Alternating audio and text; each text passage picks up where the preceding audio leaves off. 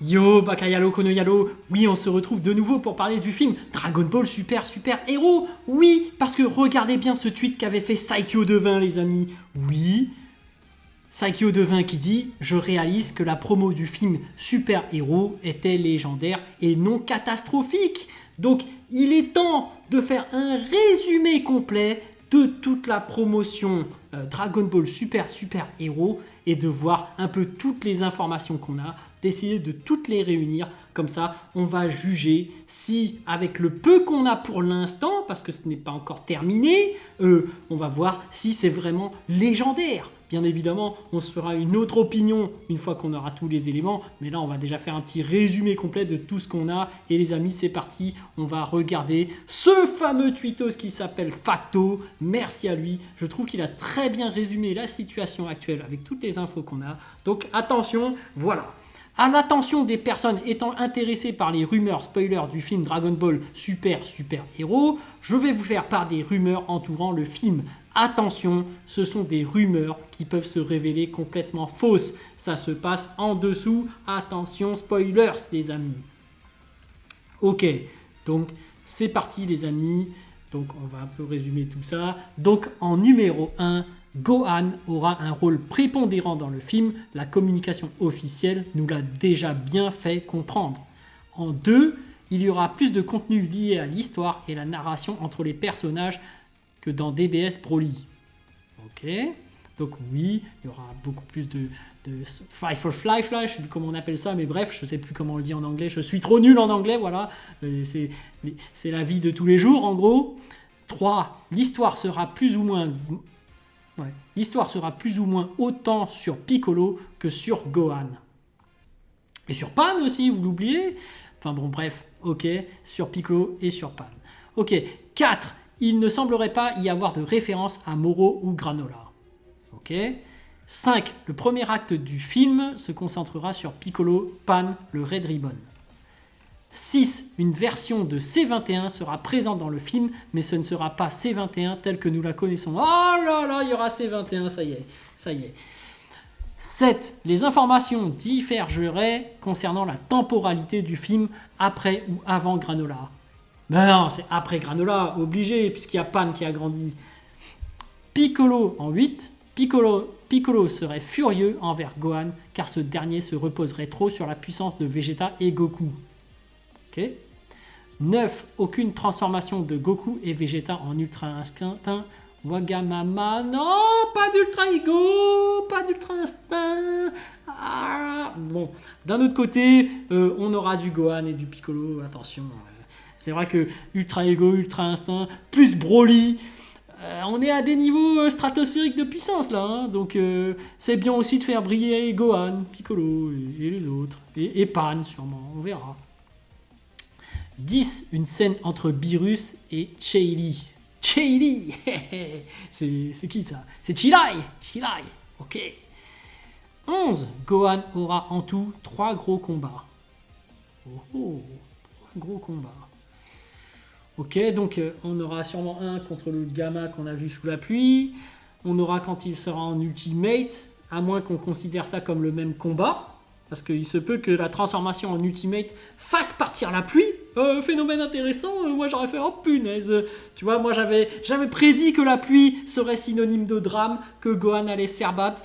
Finalement j'ai un peu peur. Finalement j'ai peur que sa transformation en Ultimate fasse partir la pluie. C'est un événement qui est déjà arrivé. Donc ça me fait peur. En tout cas quand il s'est transformé en animé, en Ultimate, dans Dragon Ball Super, il y a eu une lumière. Le temps a changé. Il n'y avait pas de pluie à l'époque, mais je crois qu'il faisait nuit et du coup il faisait jour. Donc la transformation de Gohan peut changer le temps. Donc c'est pas quelque chose que j'avais prévu. Bref, Piccolo utilisera sa technique pour devenir géant. Ok. Bon, évidemment l'autre combat, le troisième, c'était Gohan contre Cell Max apparemment. Un Cell gros, plus gros que d'habitude. Enfin bref, on aura peut-être l'info là-dedans.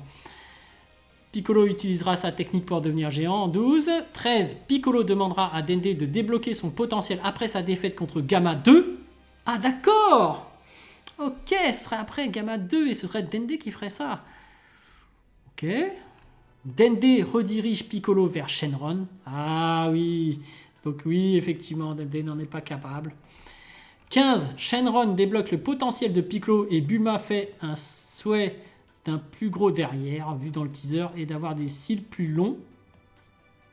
Ok, donc on est vraiment dans la blague, elle se fait plaisir, Bulma. Mais par contre, Shenron qui débloque le potentiel, où va-t-on dans Dragon Ball?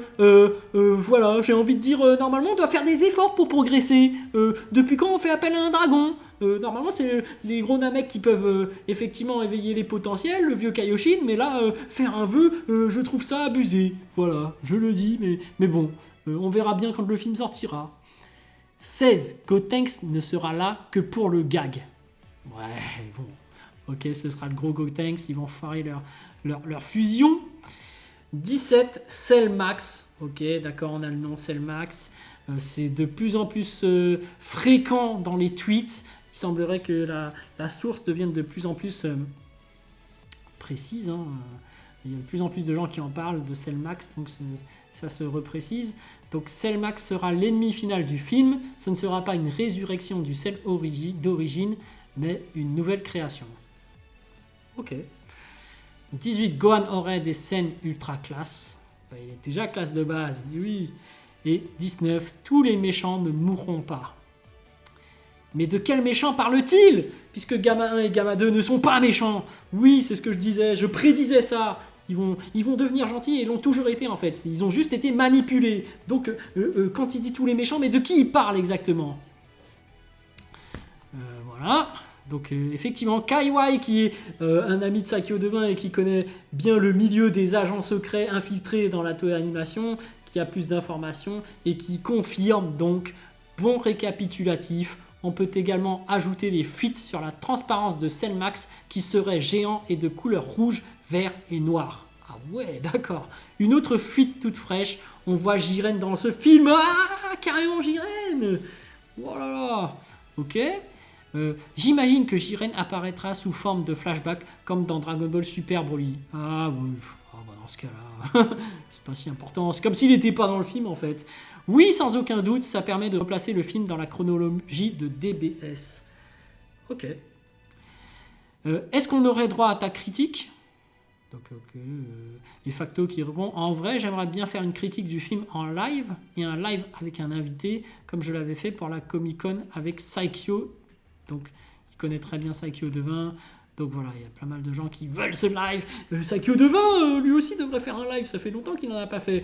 Enfin bref, voilà, un petit résumé complet grâce à Facto de tous les éléments qu'on a sur Dragon Ball Super Héros et bien plus parce qu'on sait que eux, ils ont des agents infiltrés, donc ils nous ont lâché du Cellmax, ils nous ont lâché quelques petites infos qu'on n'avait pas, oui, qu'on pouvait pas extraire de ces petits teasers qu'on a reçus. Donc on aura bientôt la confirmation, mais on aime bien être en avance aussi. Voilà, là c'est pas des énigmes, c'est carrément clair. Je vous balance le résumé de ce qu'on a et puis voilà, donc nous on se retrouve pour bientôt puisque le film sort bientôt, de toute façon il y aura d'autres infos, je vous tiens informé en tant que journaliste pas informé, voilà. je suis frauduleux, oui, en tant que journaliste, je débute dans le milieu, j'essaie de me faire des contacts, je vais essayer d'inviter Saikyo devant en live pour essayer d'avoir des infos, voilà. Les amis, sur ce, je vous laisse. C'est intéressant, je trouve. C'est intéressant et marrant de faire le journaliste, d'avoir quelques infos. Je ne savais pas qu'on pouvait avoir autant de trucs sur Twitter. Donc, je trouve ça drôle. Voilà, les amis. Allez, sur ce, je vous laisse. À plus.